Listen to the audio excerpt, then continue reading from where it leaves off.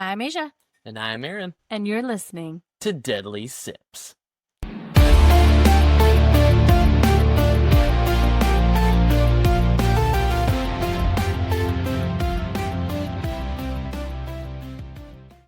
Hi guys, this is our Thanksgiving episode. It is Halloween was yesterday for us. Yesterday. So, but I hope you guys are having a good Thanksgiving. All the good casseroles and turkey and stuff. My personal favorite, gravy casserole. Gravy casserole's solid. And I hope you're not disappointing the family too much. Yeah. Just a little bit. It happens. Unite disappointments. Woo! I'm just kidding.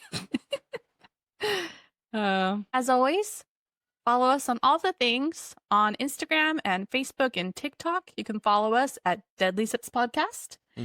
And lastly, if you feel so inclined, join us on Patreon. The page.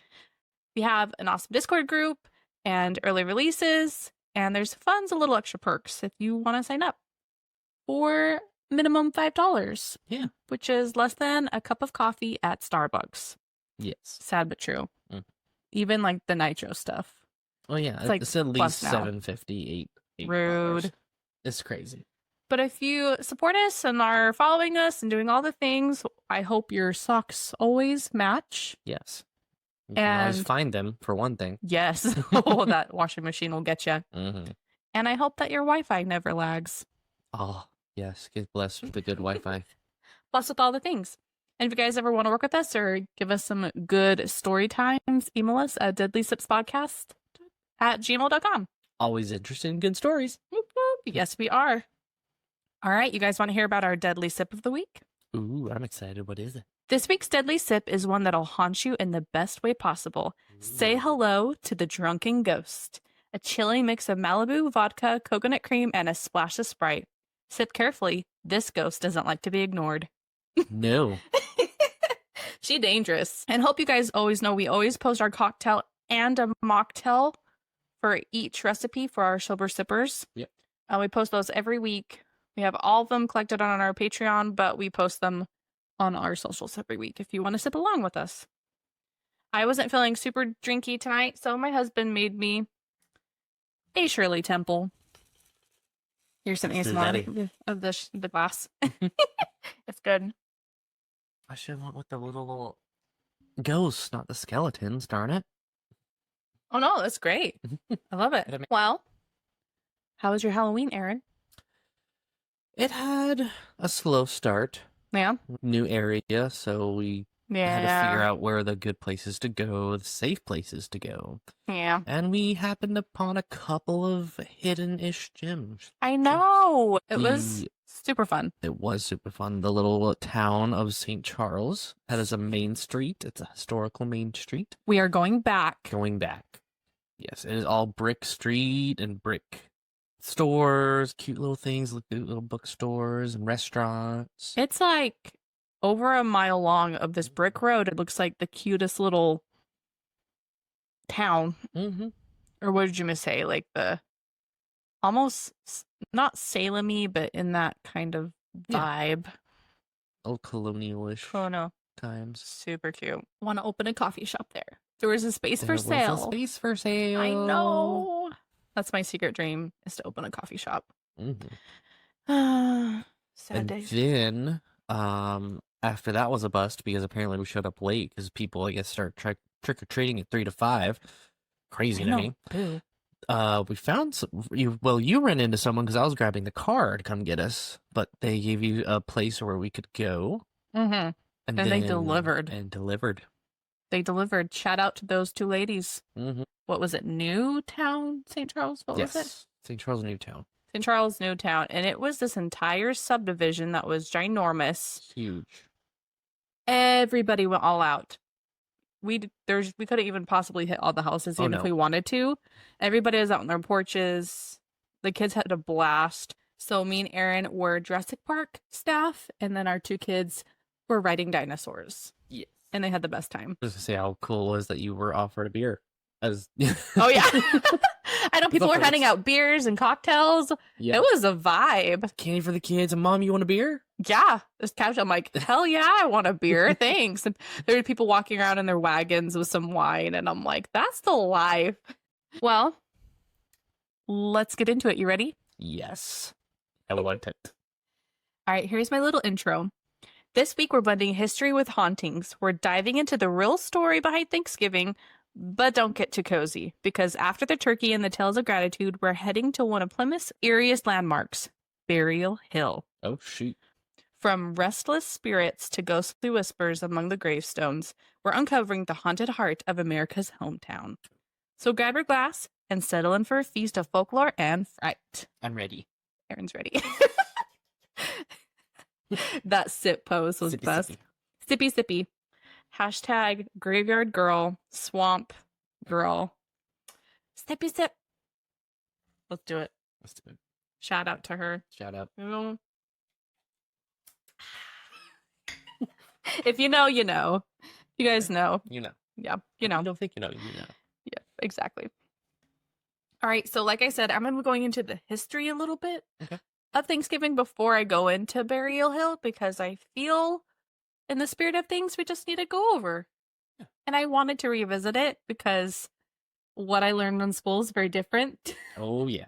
to what happened, or, you know, all the things. So let's go into it. So long story short, Puritans over in England were being persecuted, and they wanted a place to experience religious freedom. And they said, hey, let's go down to this new place called, it wasn't America at the time, but let's go to this new place, New England. Let's go over there and have a good time. Seems promising. Yeah. They were receiving a lot of persecution because of the Dutch, and a lot of people were coming in and just giving them strife. So their leader went, so apparently back then you weren't allowed to just, obviously you weren't allowed to just leave. They had to actually get a permit. So he applied and he got charter for 2 ships, which I didn't know this, the Mayflower and the Speedwell. I never heard of the Speedwell. The Speedwell. And they actually originally boarded the Speedwell. They didn't board the Mayflower first. Huh. The Speedwell was used against the Spanish Armada, but it became clear that they couldn't make the voyage because it was suspected that the crew had sabotaged it so they wouldn't make the voyage across. Oh, shit. Like the crew before was like, hey, these Puritans are coming on. We don't like that. So anyway, they come back in port and they're like, hey, guys, the ship isn't working for us. And so they boarded the Mayflower. Interesting. And then they set off on the Mayflower. Which is funny because after learning about your episode, the Croatoan people, like, they teach you in school, oh, the Mayflower is the first ship to come across. And you're like, that's not true at all. There were a lot of other colonies as well, besides, you know, the Croatoan. Yeah. There's lots of people discovering this new strange land. There were a lot of families on board, and there was one child born at sea named Oceanus, and was born during the crossing. In total, there was 102 passengers on the Mayflower on September 10th, and they made a 10-week journey. Oof. Super long. 10 weeks on the sea. That sounds crazy. It sounds miserable. There was 2 that died at sea in 1620, and then it arrived kind of in the bay. Is it the bay or the harbor? Like off. It'd be bay. They arrived off the coast. Oh, okay. I guess that's what I'll say. They arrived just barely offshore because there was dangerous shoals that prevented them from landing in Cape Cod. That's the area that they were coming in, and Provincetown Harbor. And it's interesting because I found there was a lot of differing information, which is wild to me because it seems like something that should be a little bit more concrete. Yeah. So with this, there was a bunch that saying, oh, only 2 died at sea, but there was an actual memorial made and it was etched, and 3 died while waiting in the harbor. Oh. So they don't claim this. So it's like 5 died actually technically at sea. And they have their names written down. So anyway, fun little tidbit. And the reason I believe that they died in harbor, where there was a brutal winter, they arrived in November 21st, Oh, wow. which horrible time. Maybe they were just so desperate. Mm-hmm. But that seems like a horrible time to cross anything, especially the ocean, to a new place. Yeah. You don't have food and resources. Mm-hmm. So they must have been pretty desperate. It was a long, brutal winter. Many succumbed to disease and the harsh winter. Mm-hmm. By February, they had completed the small settlement, which was remarkable considering that there were only 47 colonists left out of the 105. Holy cow. Over half. Was it all just disease? Everything. Just Everything? It was everything. Starvation, winter. Just winter sucked, man. Damn. And disease as well. But did I say disease? Maybe. A couple times. You can probably say it one more time just to make sure it got across. Disease. Disease. Infected. So they started building a relationship with the Wampanoag people, which is the local native tribe. The Wampanoag people played a crucial role in the survival of the Pilgrims. They taught the settlers essential agriculture techniques, such as how to grow corn and catch fish. And the alliance between the two groups was strategic. A lot of people think, oh, the natives are just being nice and helping out, but really it was a form of self-preservation because there's lots of talk of these newcomers coming in and writing the natives out. Oh, yeah. So the chief, have his name here, Metacomet. It was more strategic that he was coming in and saying, hey, we'll help you guys thrive a little bit and maybe we won't be drawn out. Smart choice. The narrative of this harmonious feast has often overshadowed the complex and often tragic history of colonization that followed, including the displacement and suffering of the Native American communities. Yeah. There's a lot, it's kind of weird that we get taught this version in school, that it's all happy-go-lucky, that it was this wonderful thing, when really it was just colonization at its finest.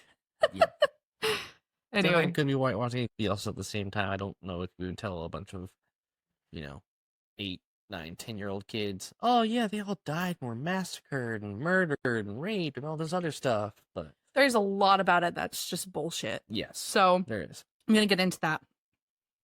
So the first Thanksgiving, it was a 3-day harvest shared by the Pilgrims and the Wampanoag people. And they say the reason was to celebrate the Pilgrims' first successful harvest after the brutal winter that they had just, that whole brutal year. Mm-hmm. And thanks was given for survival and to the help received from the Wampanoag. Now, what's interesting to this is that what had happened is, if you look into the actual resources of what happened, it wasn't a formal gathering. Mm-hmm. The Pilgrims were having their own feast. Mm-hmm. They were out, the men were out hunting. The natives heard them, they heard the gunshots, and they went to go check it out, and they saw that they were hunting for a feast. Mm-hmm. The Wampanoag people brought 5 deer, and they basically provided the whole feast. Look at that. Yeah, they basically came in and said, paid the hey, bill. they helped them out. They celebrated for 3 days, but it was more of a peace offering than it was like, thank you this, thank you that. I got your meal. Let me cover it. We're good. Yeah, it looked like side eye. So granted, their bows and arrows were a lot more accurate than the crappy guns that they had back then. The meal likely included venison, wild-fowl like duck or turkey, corn, beans, squash, and seafood. Mm-hmm. They had access to pumpkin, but they didn't have sugar or any of the things necessary to make pie, so pie is not included. And they lacked ovens and sweeteners, basically. Yeah. Obviously, it wasn't called Thanksgiving at the time. It was a national holiday, and they attribute it more to the event of like a local traditional English harvest festival. Mm-hmm. So George Washington announced the day as a day of Thanksgiving and dedication to God, and it had nothing to even do with that whole incident in the first place. The whole Wampanoag people, it had nothing to do with that, just washed out. Wow. It became institutionalized and became a U.S. national holiday in 1863 by President Abraham Lincoln. Good old Abe. Yeah. Growing up, we all learned about the cornucopia. Oh, yeah. That was a symbol borrowed from Greco-Roman mythology, not Wampanoag or native culture at all, or Pilgrim for that matter. A lot of the roots of Thanksgiving in general are pagan. Pagan. With pagans, they celebrate the 4 seasons in cycles: birth, growth, harvest, death, and then rebirth again. Mhm. Often gods or goddesses, Goddesses. often gods or goddesses of fertility, agriculture, and the earth are worshipped or brought forth during this time. Mhm. And there are offerings of food, fire, and symbolic acts to honor nature and spirits. And of course, the cornucopia and the Hunger Games. So, the first reaping. Oh, yes, exactly. And usually with community unity, there's feast, dance, and storytellings tied to all of this. And this is that's really traditional. That happened back in the pagan times, way before. And that's really where that led to before the way that we celebrate it now. Yeah. A lot of things seem to be washed over at times. Yeah. There's Celtic Samhain, which marks the end of harvest and the beginning of winter. And it's seen as the Celtic New Year. And it's also believed that that's when the veil between worlds is thinnest. Hmm. And it's later Christianized as Halloween. That was Samhain. I'm probably way butchering that, the way that I'm saying that. But yeah, there's lots of ancient Greek, Roman origins. And with the rise of Christianity, many pagan festivals were absorbed or rebranded, which we see common with Christmas and all the other things. I'm going to go back to the Native people and the Pilgrims. And so despite this relationship, kind of mutual understanding, the colonists ended up bringing a lot of tragedy to the Native people.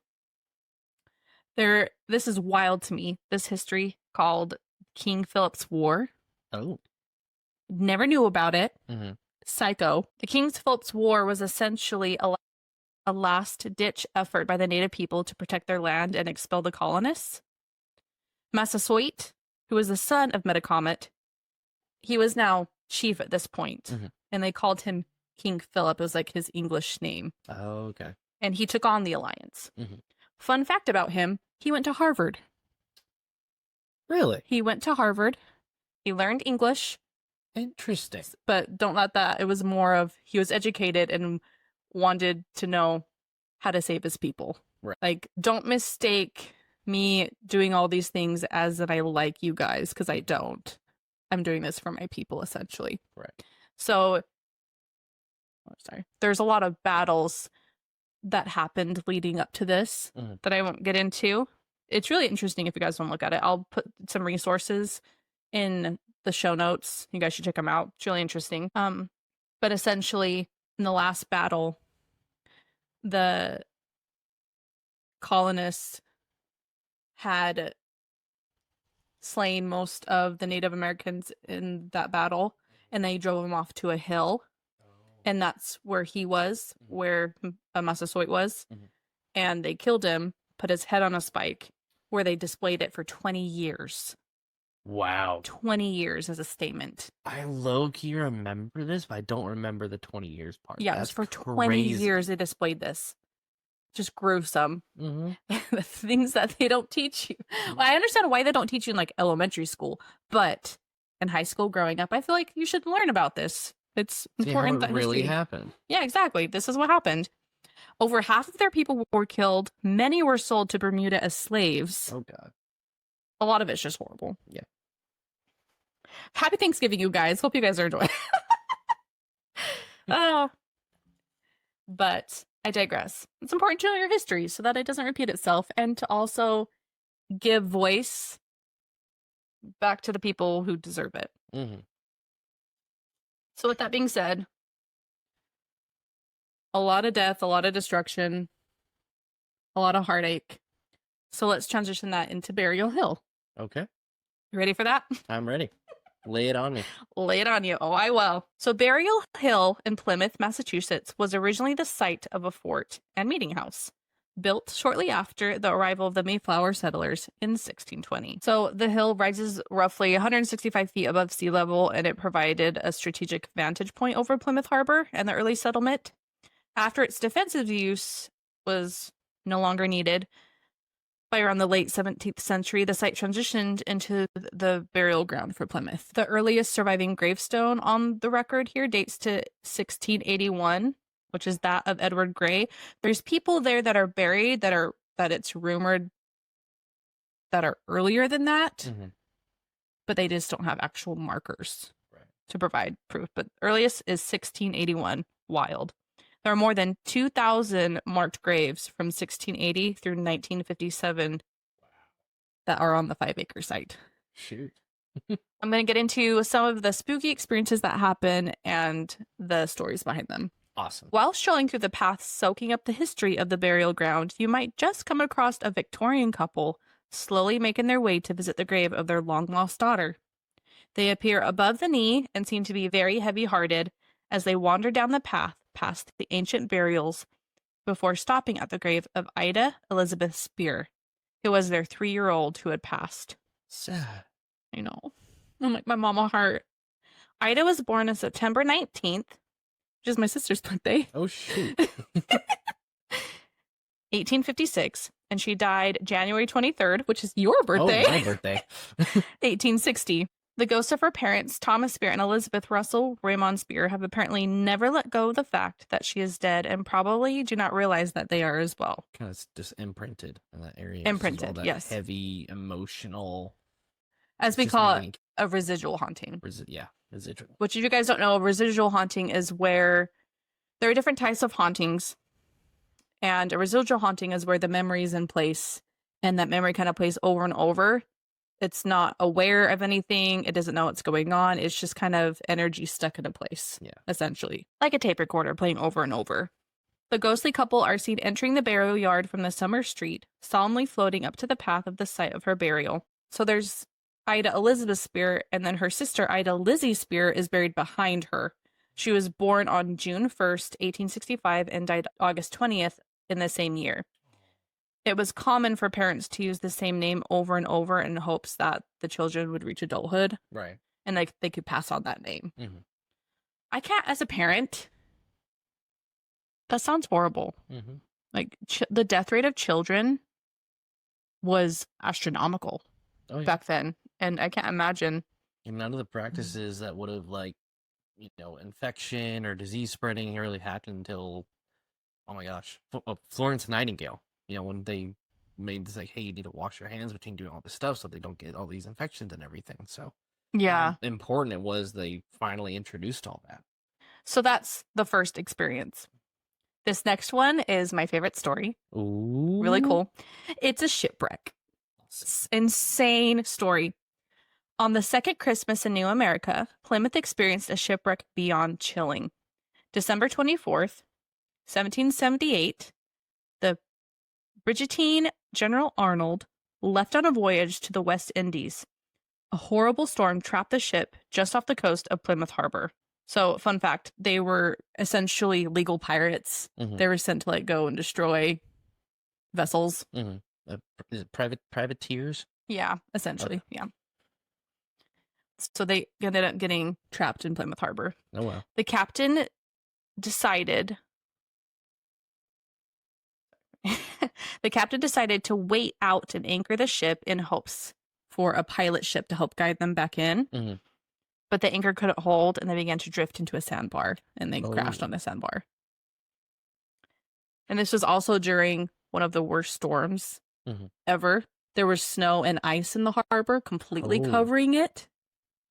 So cold and insane. So 3 days and 3 nights they endured this, and there was a crew of 105. Oh my gosh. The interior of the vessel began to intake water faster than they can pump it out. There was 3 feet of water, and it was just completely stuck in the snow. Yeah. They poured rum into their boots to prevent frostbite and gangrene. Smart. But the captain said that they drank a lot of it, more than they should have, but could have saved a lot of them. They tried everything, but many slowly froze to death. They even built walls that the sailors inside, they built walls of dead bodies just to shield them from the wind. Wow. And they all huddled together. And the people from Plymouth, they just sat and watched this. There's nothing they could do. Because it was all frozen over. The storm was horrible. When it was finally clear enough that they could somewhat do anything, they tried to go and reach these people, but all the boats kept capsizing. Wow. they tried, they couldn't get through because of the ice. Their little boats just weren't made for it. Right. So they had to build a man-made causeway. What's that? It's essentially, how do I explain it? It's like a mobile bridge.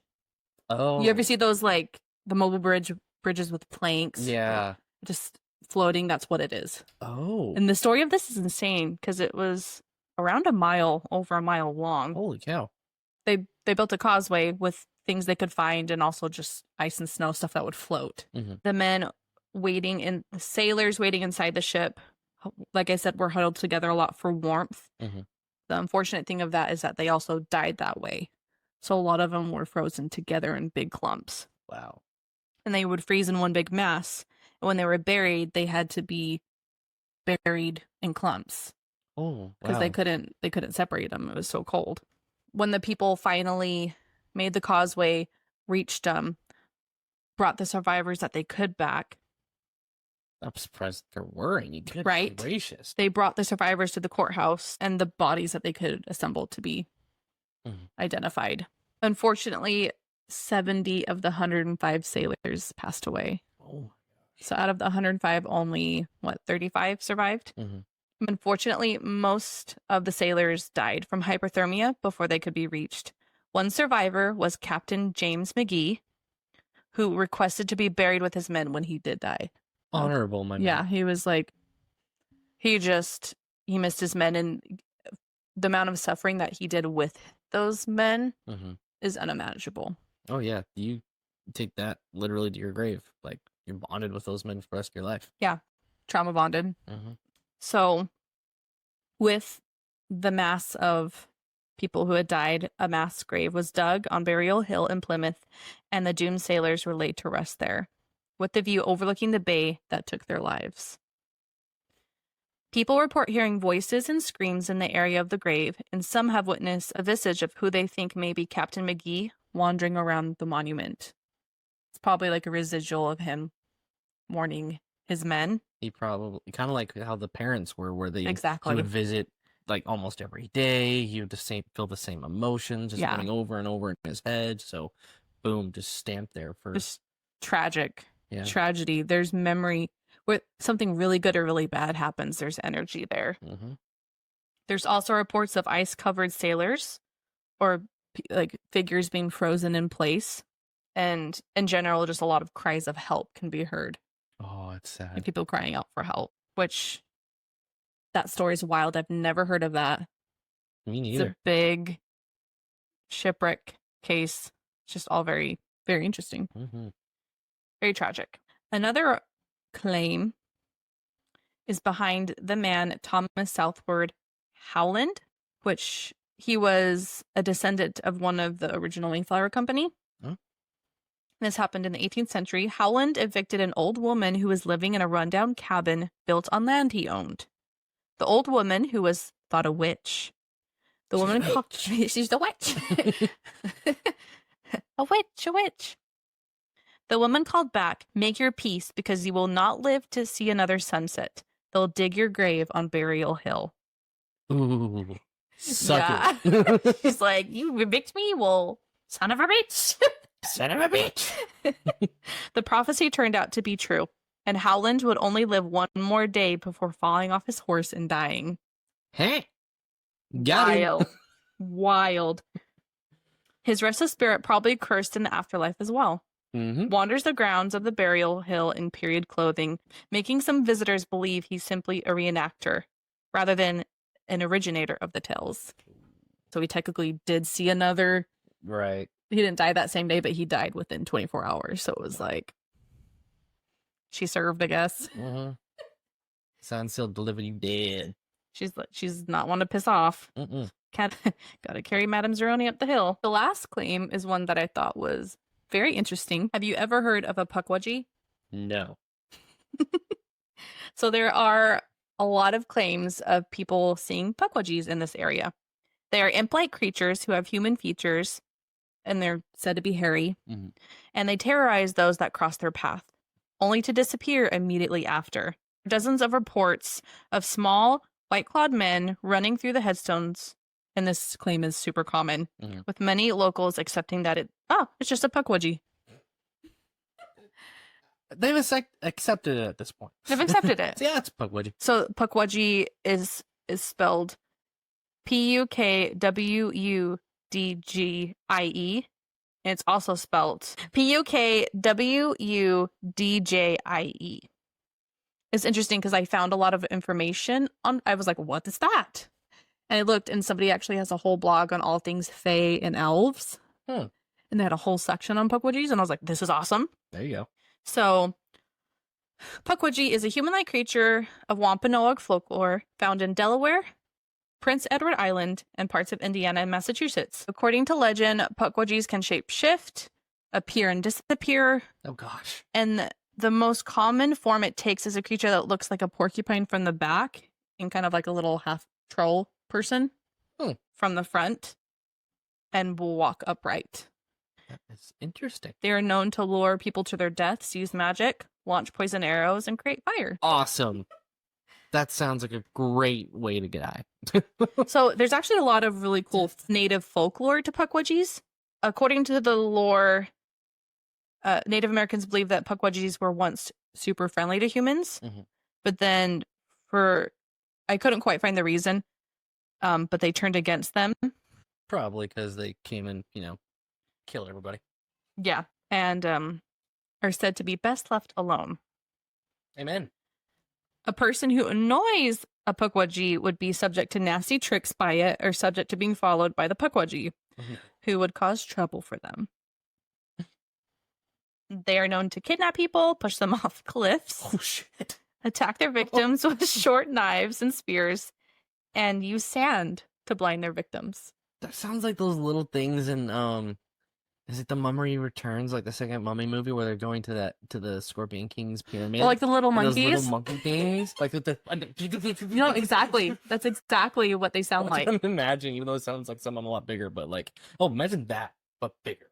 It's so interesting, and I actually started doing a tiny deep dive. I would love to do a whole episode on Pukwudgies just because it's so interesting.